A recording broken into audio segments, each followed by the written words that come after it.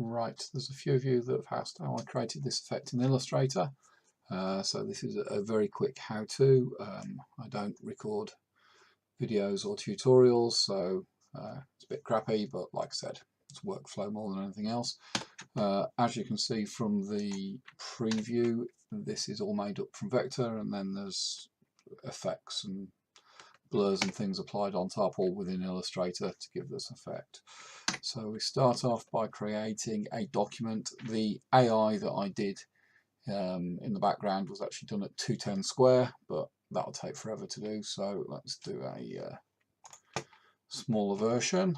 First thing we need to do is make sure smart guides are on and draw a line across the top of the page.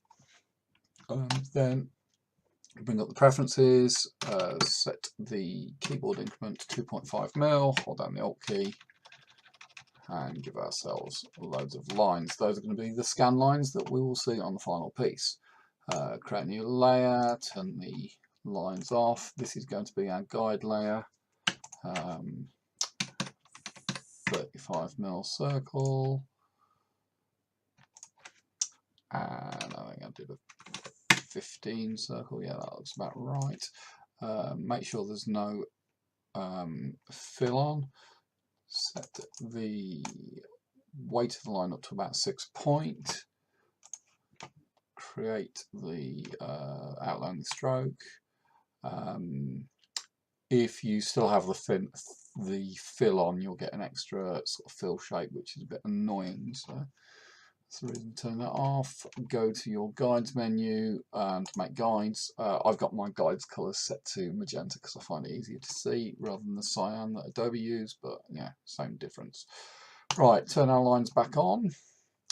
Grab our pen tool, and we want to go to the Add Anchor Point tool.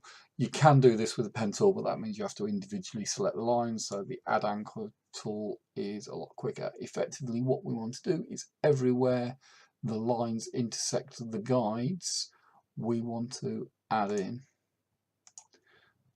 a guideline, an anchor point on the guideline.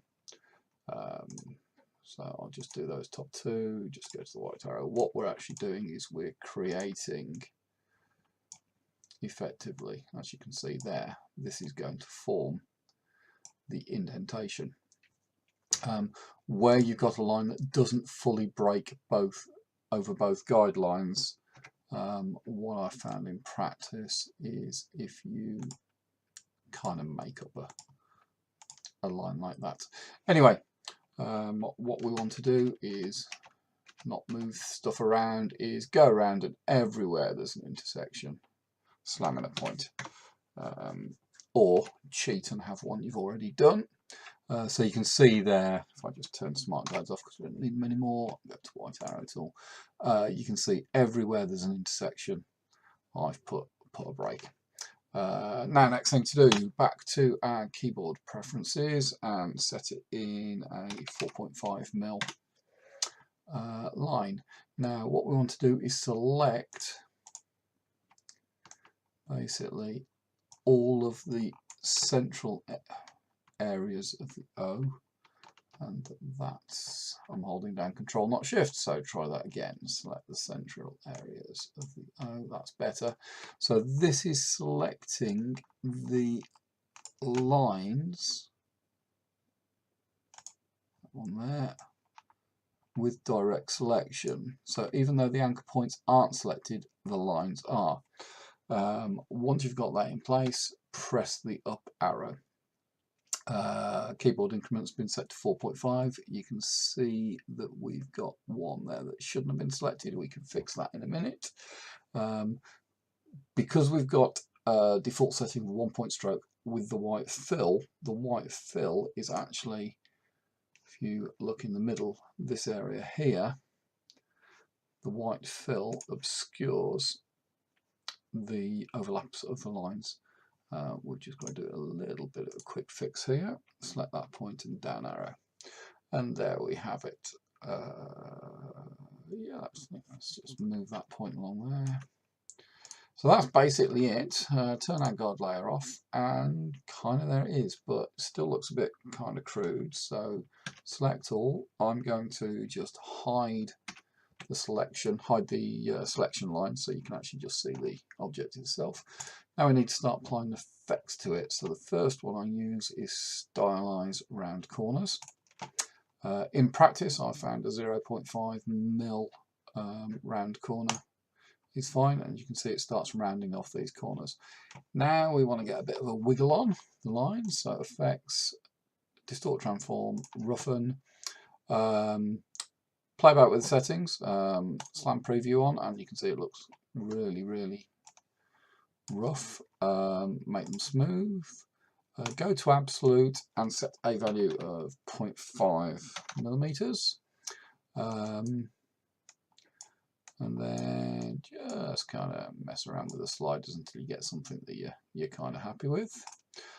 This is also still a bit, not quite there. What I find is from the brush menu, pick an elliptical brush. I messed around with the settings, take the variation down. We don't want the angle messing around too much. See how these top two lines are. We want to avoid that and get everything ish the same. So put about 10% in. Roundness, again, we don't want too much variation because we're still getting, as you can see down here, a lot of variation. So 20% do it. And I think the line's a little bit thick, so let's go 3.5 point applied strokes, and there you have it. What we want to do now is put a slight angle on it. We'll be doing this with the shear tool, not the skew tool, as I was calling it earlier on, the shear tool. The thing with the shear tool is it makes things a bit thinner. So the first thing to do, let's turn the selection back on. First thing to do is select all those points and just extend them out to the sides.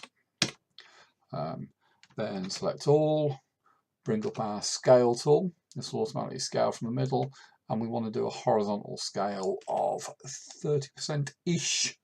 Doesn't really matter. Then hold down the scale tool, select the shear tool.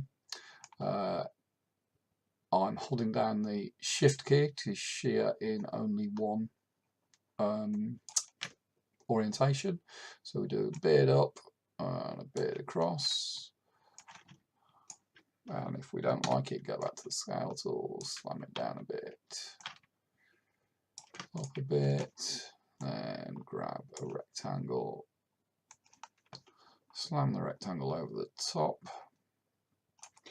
do a select all, and mask it. And there you have your wibbly wobbly scanny thing. So quite easy.